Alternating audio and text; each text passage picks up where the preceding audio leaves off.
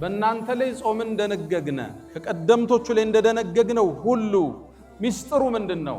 አላህ ቋጠሮውን ፈታው ለዓለኩም ተተቁን በዚህ ወር ውስጥ ተቅዋን ታዳብሩ ዘንድ ይከጀላል። ለ11 ወር ስንቅ የምንወስድበት የስልጠና ማዕከል የማነጫ ማዕከል ረመዳን ስጋችንን ትተን ለሩሃችን ለነፍሳችን ትኩረት ምንሰጥበት ወር። ስጋ የሚፈልገው መመገብ፣ መጠጣት፣ መብላት ነው። እሱን ትቀማውና መንፈሱ ላይ ትኩረት እንዲሰጥ ታደርገዋል። አካል ሲደክም ልብ ትረጥባለች፣ መንፈስ ይጎለብታል። እዛ ነው በርካታ ጦርነቶች በእስልምና ታሪክ ረመዳን ውስጥ ናቸው በድል ተጠናቀዋል። መንፈስ ከስጋ በላይ ድል በነሳበት ወር ማለት ነው። የሰው ልጅ ልቅናው ስጋው አይደለም። ስጋው የሩሑ መጓጓዣ ነች። ሩሑ ነች ተፈላጊዋ ነች። የኢማን ግንባታ ካለ ከስጋ በላይ እንገዝፋለን፣ ከንዋይ በላይ እንበራለን። ረመዳን እሱን ይሰራል። ስጋን አድክሞ መንፈስን የማጎልበት ፈጅተኒቡ ራቁት አላቸው። የመዲና ጎዳናዎች ይላሉ መጠጥ አውጥቶ በሚደፋው ሰው ጎርፍ። አንዳንዶቹ ይላሉ ኸምር እየጠጡ ተሰብስበው እያወሩ ቁርአን እኮ እየወረደ ነው። ልክ ይህ አንቀጽ ወርዷል ሲባል አተውም እንደ ይላል አንቀጹ ሲያልቅ እንተሃይና ጌታችን ትተናል። ሙራቀባ አላህ ያየኛል የሚለውን ስሜት ውስጣችን ማስረጽ። አላህ ያየኛል ሲል ያኔ ሰው አይበል ፎርጅድ ዕቃ አይሸጥም፣ ቀይሮ አያጠርም፣ አይምልም። አላህ ያየዋል፣ አይበድልም። ረመዳን ይህን ኩትኮታ ሊሰጥ ነው የመጣው። መጋዘንህን አሽገህ ፎርጅድ ስትለውጥ ገዢዎቹ አላዩ፣ አላህ ያየ። ይህን ስሜት ሊያሰርጽ ነው። ከዛም ሰይድና ዑመር ያዙትና አንተ ልጅ ሆይ እቺ ንግግርህ ዱንያ ላይ ከባርነት ነፃ አውጥታሃል፣ የውመል ቂያማ ከሳት ታወጣሃለች ብዬ ተስፋ አረጋለሁ። በምቾት ውስጥ የኖረ ሀብት ውስጥ የኖረ ሰው የተራበ ጨጓራ ያለ አይመስል፣ የታረዘ ገላ ያለ አይመስለው። እሱ ያለበሳቸው ልብሶቹ ገና ሳጥን ውስጥ አሉ። ይሄ ደግሞ የመቼ ነው ብሎ የሚያገላብጠው ማለት ነው። ረመዳን የሚባል ወር አላህ ደነገገና ደሃውንም ሀብታሙንም እኩል ከሱብሒ እስከ መግሪብ ምግብ እንዳይበላ ከለከለ። ማፍጠር አይቻልም። ረመዳን ያስርብህና አላህ የተራበ አለየው ማለት ነው። በእርግጥ አንተ ሙሉ ቀን ተርበውለህ ማታ በሚያምር ቴምር ነው የምታፈጥረው። ሳምቡሳውም ጠረጴዛውን ሞልቶታል፣ ሾርባው ፊት ለፊትህ ነው፣ ምግቡ በየአይነት ነው። አመቱን ሁሉ ረመዳን የሆነባቸው አለ። ልብ በል ነው መልእክት። እንድትተዛዘን ነው ስልጠናው ዓላማ እንጂ ለአላህ ስልጣን የምትጨምረው የለም። ዓላማው የራበው አለ፣ ዙረህየው የቸገረው አለ፣ የታረዘ አለ። አንተ ቤት ምግብ ተርፏል፣ አንተ ቤት ማዕዱ ሞልቷል፣ ጉርሻ ያጣል። ረመዳን የሚባል አላህ አዋቂው ጥበበኛው ጌታ ያጾምህና ረሃብን ቴስት ታረገዋል፣ ረሃብን ትቀምሰዋል። ወገብህን ይዘህ ስትጠማዘዝ ትንሽ ልተኛ ስትል እንዲህ የራበው ሰው አለ ማለት። አላህም በእርግጥ እውነት ተናገረ። አያምን ማዕዱዳት የተቆጠረ ቀን ሰጥቻችኋለሁ፣ ተጠቀሙበት፣ ራሳችሁን እነጹበት፣ ምህረቴን አገኙበት ብሎን ነው። እነዚህ የሄዱ ቀናቶች የዱንያን አላቂነት ተጓዥነት አስተምሮን ያለፈ። የረመዳን አንዱ ዓላማ ኩን ፊ ዱንያ ከአነከ ገሪብ፣ ዱንያ ላይ ስትኖር ልክ እንደ እንግዳ አው ዓቢሩ ሰቢል ወይም እንደ ተጓዥ መንገደኛ። ጉዞ ወደሆነ ዓለም ነው ማለት ነው። ተዘጋጅ ማለት ነው። አወለም ኑዓምርኩም ማ የተዘከሩ ፊህ መን ተዘከር። አንድ ሰው የሚገሰጽበትን ዕድሜ አላደረስናቸው። ዱንያ አላፊና ጠፊ መሆኗን አውቀህ ወአሕስን ከማ አሕሰነ አላሁ ኢለይክ፣ ለሌላው ልታካፍል መልካምን ልትሰራ ይከጀላልና። አልሐምዱሊላህ አልሐምዱሊላሂል ሙተፈድሊ ዐላ ዒባዲሂ ቢመዋሲሚል ኸይራት ወየፍተሑ ዐለይሂም አብዋበ ረሕማት ወነሳኢመል በረካት። አልሐምዱሊላህ ሙንዚሊል ኪታብ مجري السحاب. حمدا لك اللهم لما أسبغت من العطاء وكشفت من الغطاء وأكثرت من النعم وصرفت من النقم. اللهم أنت أحق من عبد وأحق من ذكر وأنصر من ابتغي وأرأف من ملك وأجود من سئل وأوسع من أعطى. أنت الملك لا شريك لك والفرد الذي لا ند لك، لن تطاع إلا بإذنك ولن تعصى إلا بعلمك، تطاع فتشكر وتعصى فتغفر، أقرب شهيد وأدنى حفيظ، وأخذت بالنواصي وكتبت الآثار ونسخت الآجال، والقلوب لك مفضية والسر عندك علانية، الحلال ما أحللت والحرام ما حرمت، والدين ما شرعت، والخلق خلقك والعبيد عبيدك، وأنت الله الرؤوف الرحمن. ناداك قلبي خاشعا ولساني يا عالما بالسر والإعلان، فرج كروب المسلمين جميعهم واحفظ علينا نعمة الإيمان، يا من إذا وقف العبيد ببابه ستر القبيح وجاد بالغفران، تعفو الملوك عن النزيل بحيهم، كيف النزيل بساحة الرحمن.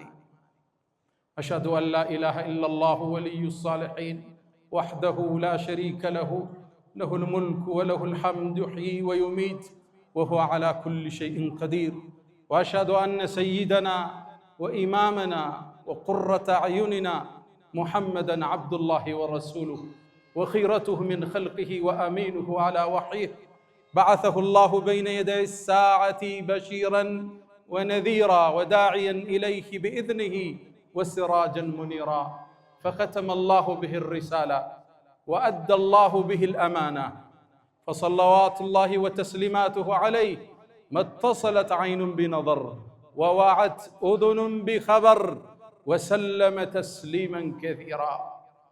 يا نبي الله لك أحرفي رتلتها ترتيلا، طوبى لشعر في مكامك قيلا، صلى عليك الشعر حين نسوغه ويظل مهما قيل عنك قليلا.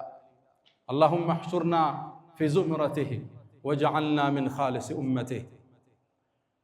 أيها الناس عباد الله، أوصي نفسي الخاطئة وإياكم بتقوى الله، ولقد قال تعالى: ولقد وصينا الذين أوتوا الكتاب من قبلكم وإياكم أن اتقوا الله، يا أيها الذين آمنوا اتقوا الله وقولوا قولا سديدا يصلح لكم أعمالكم ويغفر لكم ذنوبكم، ومن يطع الله ورسوله فقد فاز فوزا عظيما. يا أيها الذين آمنوا اتقوا الله حق تقاته ولا تموتن إلا وأنتم مسلمون. أيها الصائمون القائمون، نحن داخل شهر كريم وموسم عظيم، شهر الخيرات والبركات والعطايا والهبات، شهر رمضان، وصومه من أزكى العبادات وأفضل الطاعات، بل هو ركن من أركان الإسلام ومبنى من مبانيه العظام. اللهم أهله علينا باليمن والإيمان والسلامة والإسلام والتوفيق لما تحب وترضى. ود مؤمنان ጿሚዎችና ሰጋጆች ሆይ አላሁ ስብሓነሁ ወተዓላ ረመዳንን በነቢዩ ኡመት ላይ ደንግጓል። በቀደምቶቹ ላይ እንደደነገገው ሁሉ ረመዳን ሲገባ ፍጥረተ ዓለሙ እንደሚለወጥ ዳሰናል። የጀነት በሮች ይከፈታሉ፣ የጀሃነም በሮች ይዘጋሉ፣ ሸይጣናት ይጠፈራሉ፣ መላእክት ከሰማይ ወደ ምድር ይወርዳሉ። ተነዘሉል መላኢከቱ ወሩሑ ፊሃ። መልታይ ዩኒቨርስ የምንለው ዓለም ግዙፍ የሆነ ለውጥ የሚያከስትበት ወር ረመዳን ይባላል። ወሩ ልዩ ነው፣ ደማቅ ነው። ከምድር በተሻለ መልኩ ሰማይ ላይ ግዙፍ ለውጦች የሚከሰቱበት ወር ረመዳን ይባላል። እሱ ወር ውስጥ አላህ ከቶናል፣ እንድንደርስ ያደረሰን የፈቀደ ጌታ የተመሰገነ ይሁን። አልሐምዱሊላህ ረብል ዓለሚን። ነገር ግን ረመዳን አላህ ባሮቹ ላይ ደንግጎታል። ለምን ደነገገው? ሚስጥሩ ምንድን ነው? አላህ ከኛ ምን ይፈልጋል? ረመዳንስ እኛን ምን አስተምሮ አንጾ መሄድ ይፈልጋል? ጥያቄ ማንሳት የወግ ነው። አላህ ከባሮቹ የተብቃቃ ጌታ ነው። ወላሁ ገኒዩን ዐኒል ዓለሚን፣ ከፈጠረው ሁሉ የተብቃቃ ጌታ። የምንሰራው ስራ የሚጠቅመን እኛን፣ ምንተው የሚጎዳን እኛን ብቻ ነው። ኢን አሕሰንቱም መልካም ብትሰሩ አሕሰንቱም ሊአንፉሲኩም ለራሳችሁ ይለናል። ወይን አሳእቱም መጥፎ ብትሰሩ በራሳችሁ። መጾም ጥቅሙ ለባሪያው እንጂ ለአላህ አይደለም። አላህ አዋጅ አውጇል። ያ አዩሃ ናስ እናንተ የሰው ልጆች ሆይ አንቱሙል ፉቀራኡ ኢለላህ እናንተ ወደ አላህ ከጃይ ድሆች ናችሁ። ወላሁ ሁወል ገኒዩል ሐሚድ ምስጉኖ የተብቃቀው አላህ። ከኛ ጾም እሱ አይፈልግም። ዒባዳችንም ይጨምርለት ወንጀላችንም የሚቀንስበት ነገር የለም። ሐዲሰል ቁድስይ ላይ ለዛ ነው እናንተ ባሮቼ ሆይ እናንተ እኮ ሁላችሁም ሰዎችም ሆኖ አጋንንት በአጠቃላይ አላህን በጣም እንደሚፈራ አንድ ባሪያ አይነት ልብ ቢኖራችሁ ከስልጣን የምትጨምሩት የለም ይላል። እንዲሁም ሁላችሁ አላህን በጣም እንደሚያምፅ ሰው ልቦና ብትይዙ ከስልጣን የሚያጎለው የለም ይላል። ታዲያ መራባችን ሚስጥሩ ምንድን ነው?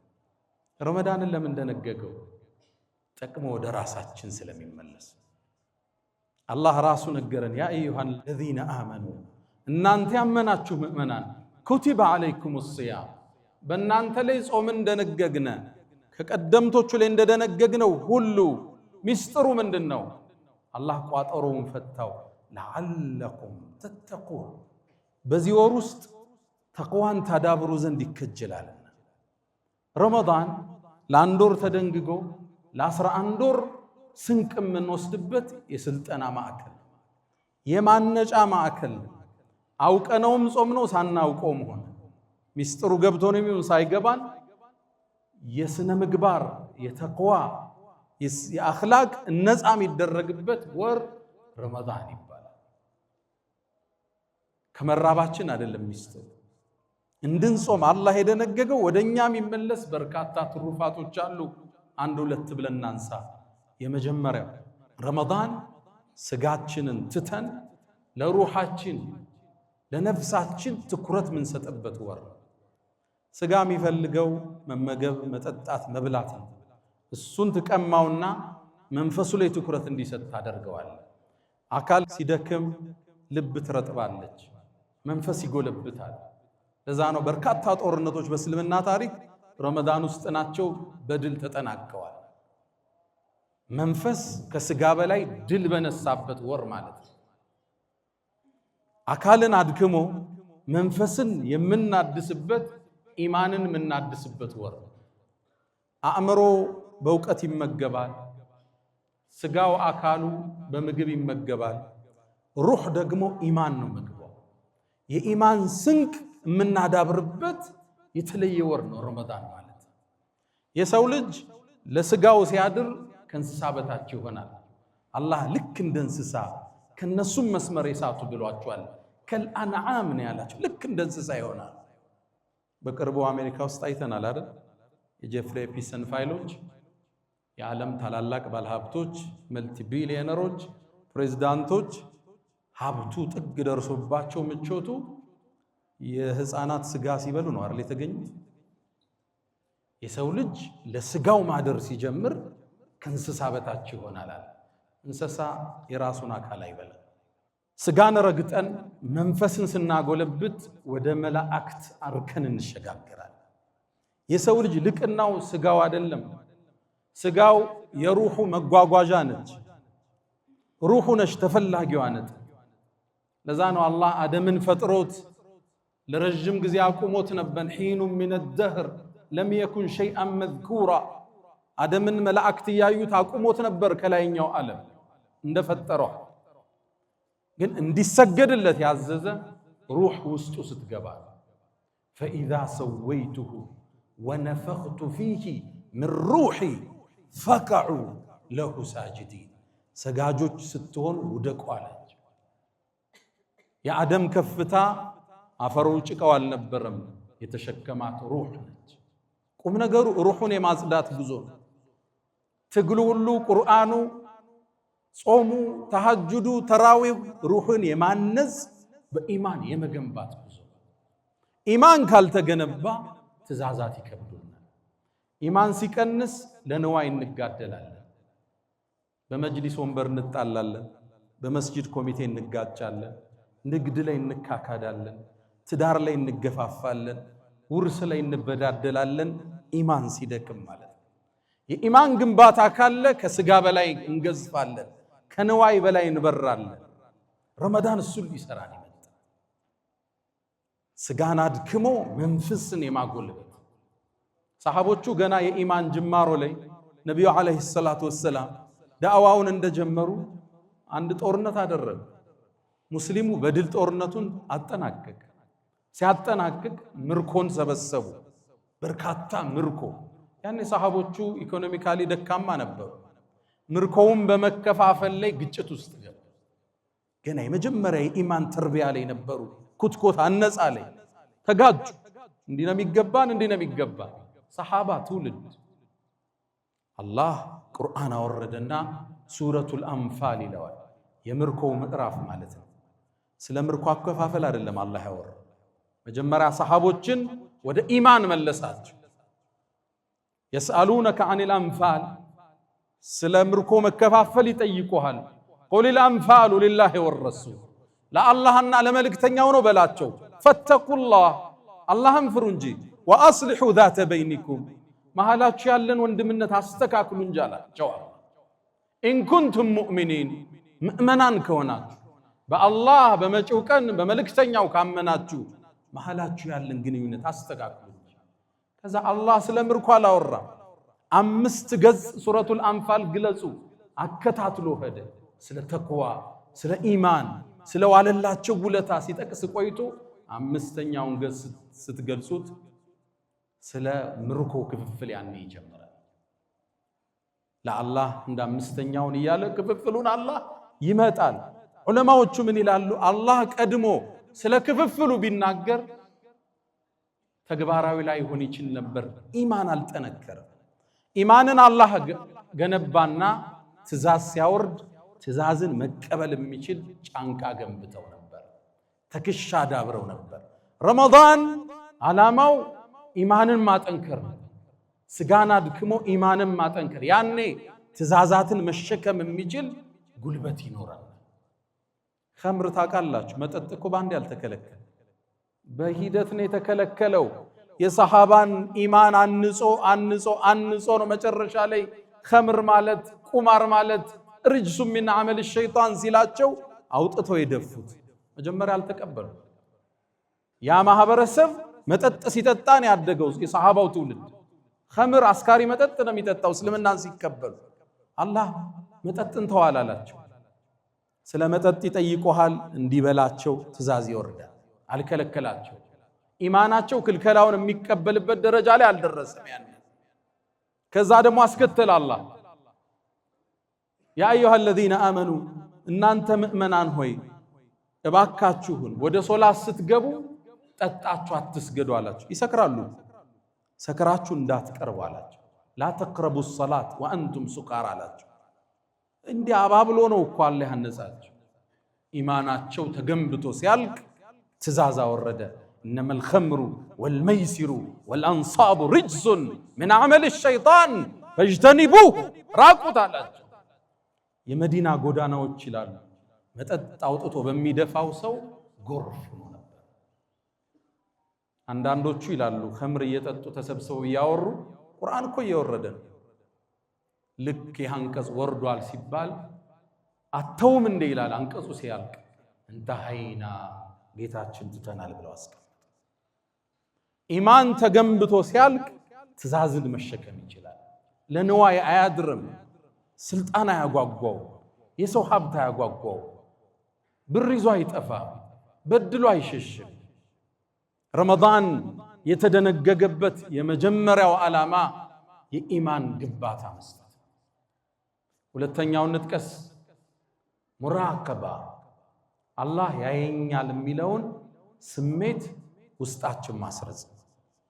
የሰው ልጅ በካሜራ ብዛት በደህንነትና በጸጥታ ኃይል ብዛት የምትቆጣጠሩ ፍጡር አይደል። ብዙ ካሜራዎች ብዙ ደህንነቶች አላት የምትባለው አሜሪካ እንኳን 2025 ላይ የዛሬ ዓመት ወንጀል የተሰራው ብቻ 9.3 ሚሊዮን ወንጀል ተፈጸመ። ያ ሁሉ ካሜራ፣ ያ ሁሉ ደህንነት፣ ያ ሁሉ ፖሊስ እያለ ከነዚህ ውስጥ አብዛኛውን ዘረፋና ቡቸራ።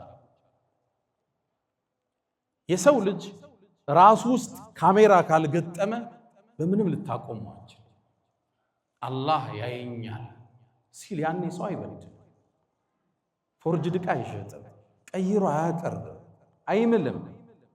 አላህ ያየዋል፣ አይበድልም።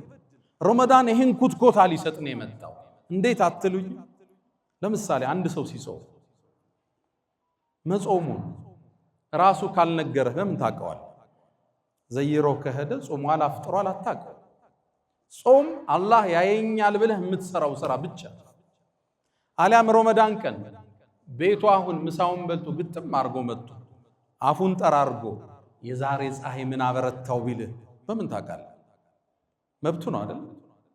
አላህ ያየኛል ስለሚል ነው ውዶ ያደረገ የተጎመጠመጠበትን ውሃ ሳይውጥ የሚተፋው።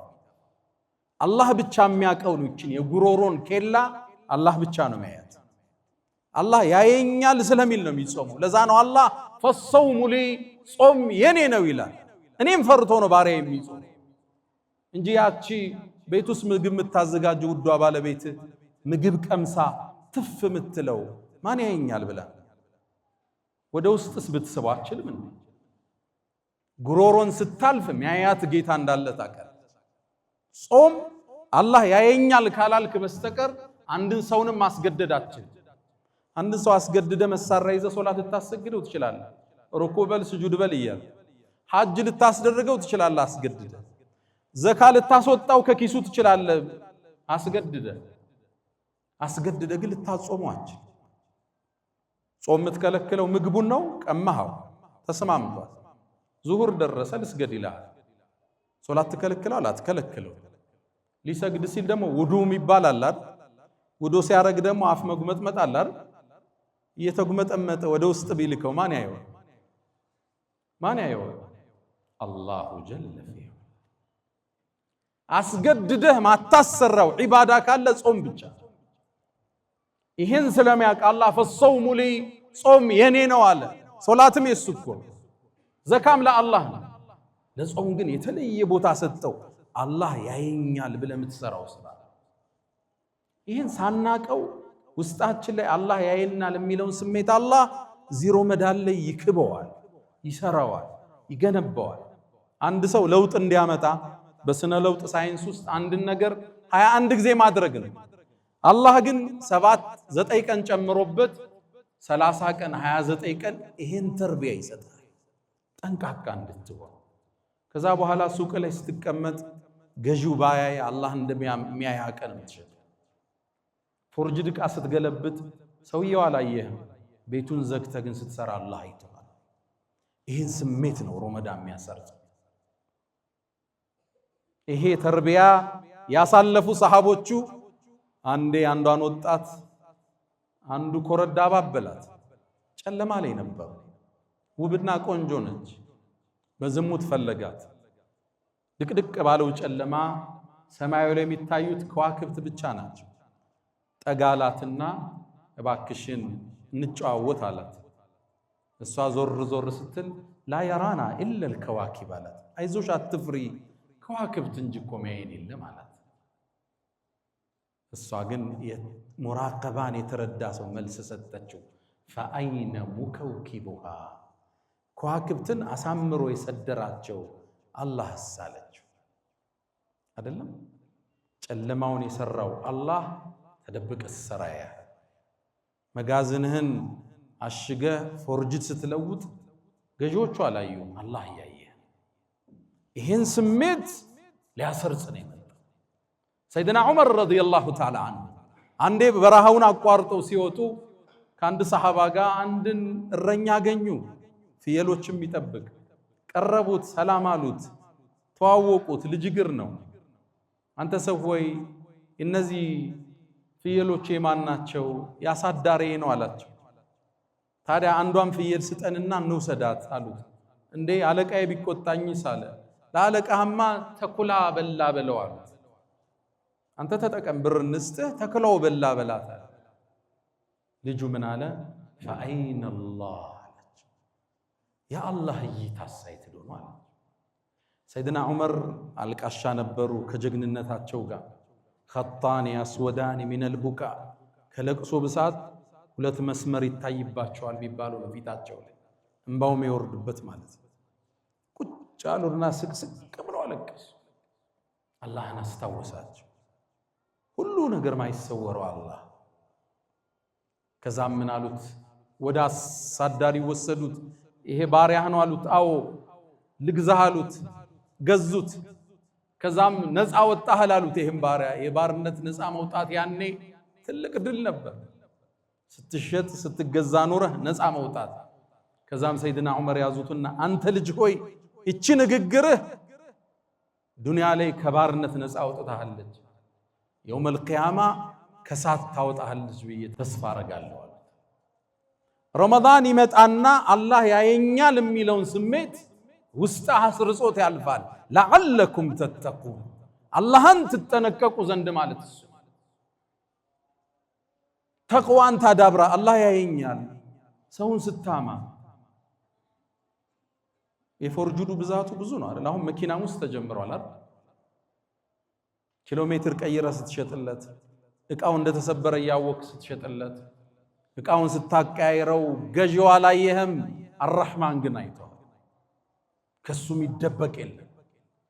ረመዳን ይሄን ኩትኮታ ነው የሚፈልገው። በ30 ቀን ውስጥ አላህ ያየኛል ብለህ ከጾምክ አላህ ያየኛል ብለህ ኑር ነው መልእክቱ። ሶስተኛውን እናንሳ። ውጭ ብዙ ሰው አለ፣ ፀሐይ ላይ ነው። ለተናጋሪ ይከብዳል መድረክ ላይ ሆኖ ሰውን ፀሐይ ላይ ማየት። ሶስተኛውን እናንሳ። ረመዳን አላህ ከደነገገበት ዓላማዎች ውስጥ ሶስተኛው የድሆችን ችግር እንድናቅ ማድረግ። በምቾት ውስጥ የኖረ ሀብት ውስጥ የኖረ ሰው የተራበ ጨጓራ ያለ አይመስለው፣ የታረዘ ገላ ያለ አይመስለው። እሱ ያለበሳቸው ልብሶቹ ገና ሳጥን ውስጥ አሉ። ይሄ ደግሞ የመቼ ነው ብሎ የሚያገላብጠው ማለት ነው። ረመዳን የሚባል ወር አላህ ደነገገና ደሃውንም ሀብታሙንም እኩል ከሱብሒ እስከ መግሪብ ምግብ እንዳይበላ ከለከለ። ማፍጠር አይቻልም። ረመዳን ዋጅብ ነው አላህ ያደረገው፣ የዲኑ አንዱ ምሰሶ ነው። ወሰውሙ ረመዳን እብኑ ሐዝም እንደሚሉት ከሽርክ በኋላ ረመዳንን አውቆ እንደሚያፈጥር ሰው ወንጀል አላቅም ይላል። ማፍጠር ክልክል ነው ለደሃም ለሀብታ። ያኔ ታዲያ ከዙሁር በኋላ ያነ ባለሀብት ረሃብ ሲጀምረው የተራቡ ሰዎች እንዳሉ መገንዘብ ይጀምራል። ይህን ድምፅ እርዳታ ከሚጠይቁት ልሳን አይደለም የሚሰማው፣ አንጀቱ ሲጮህ ጨጓራው ሲፋጭ ከዛ ነው ድምፁ የሚሰማው። ያስርብህና አላህ የተራበ አለየው ማለት ነው። በእርግጥ አንተ ሙሉ ቀን ተርበህ ውለህ ማታ በሚያምር ቴምር ነው የምታፈጥረው። ሳምቡሳውም ጠረጴዛውም ሞልቶታል። ሾርባው ፊት ለፊትህ ነው። ምግቡ በየአይነት ነው። ዓመቱን ሁሉ ረመዳን የሆነባቸው አለ።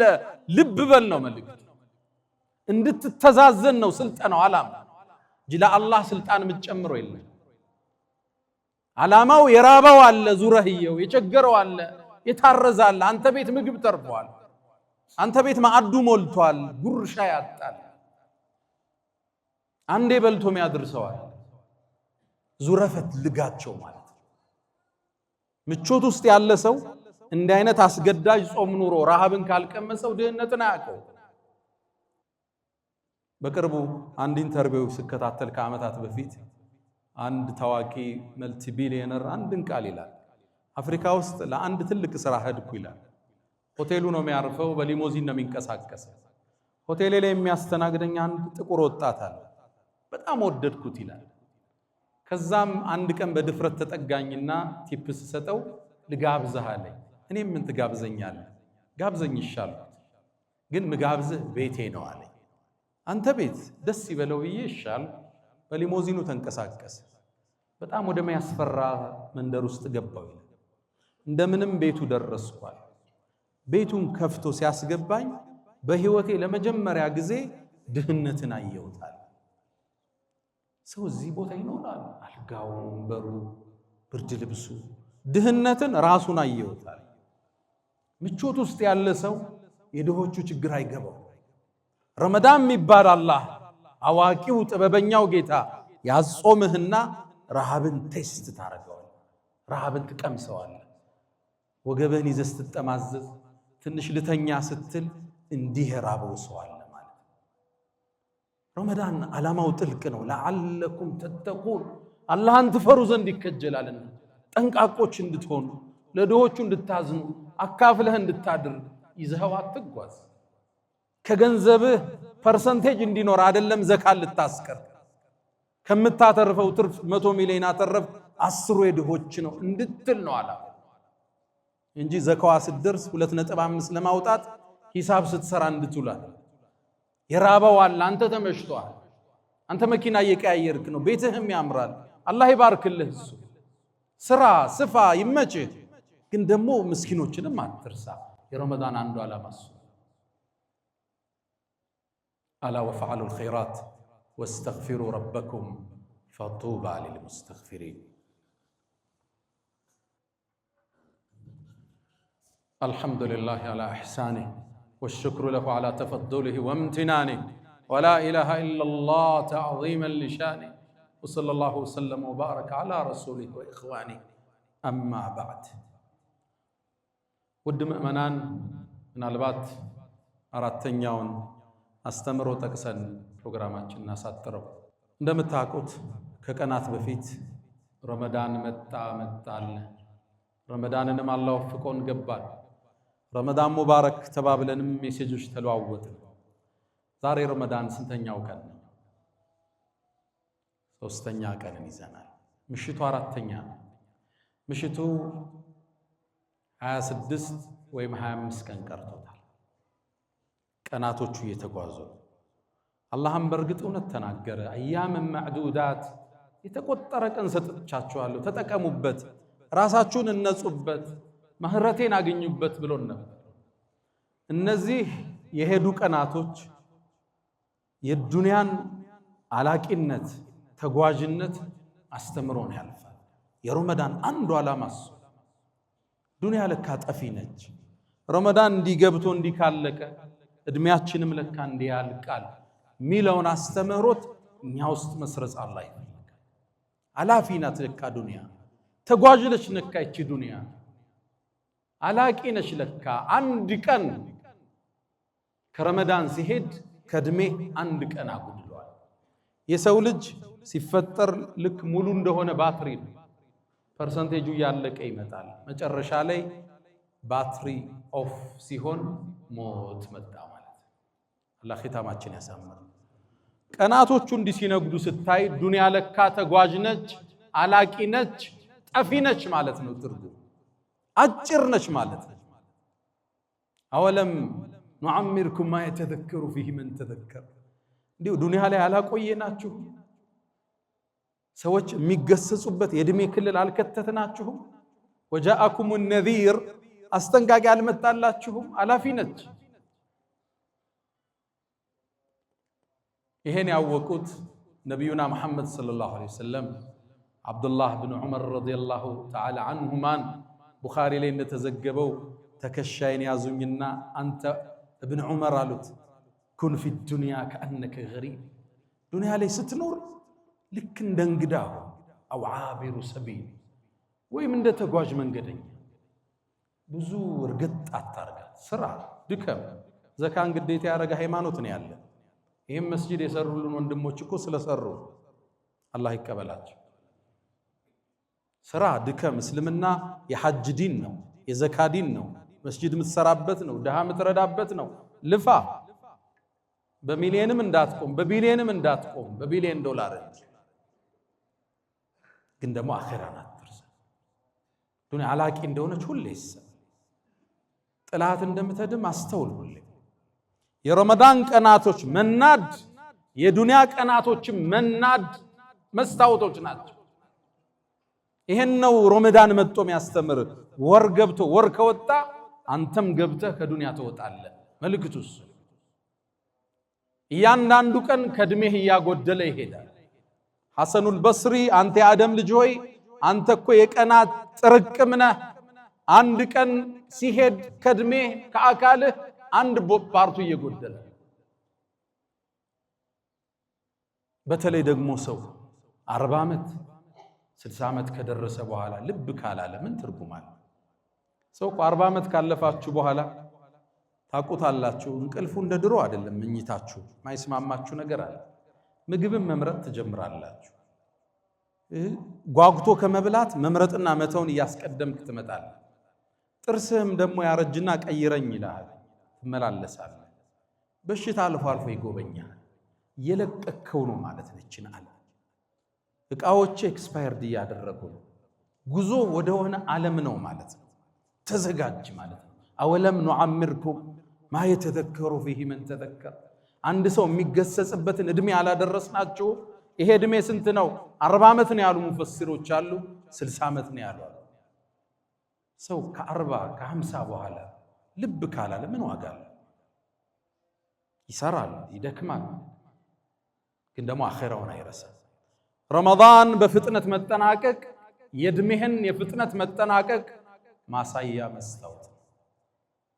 ሙእሚን ሲኖር አኺራውን አይረሳም፣ ዱንያውንም አጥብቆ ይይዛል። የረመዳን አስተምሮት ሰፊና ጥልቅ ነው። ማህተሙና ማዕረጉ ግን ለዓለኩም ተተቁን አላህን ትፈሩ ዘንድ ይከጀላል።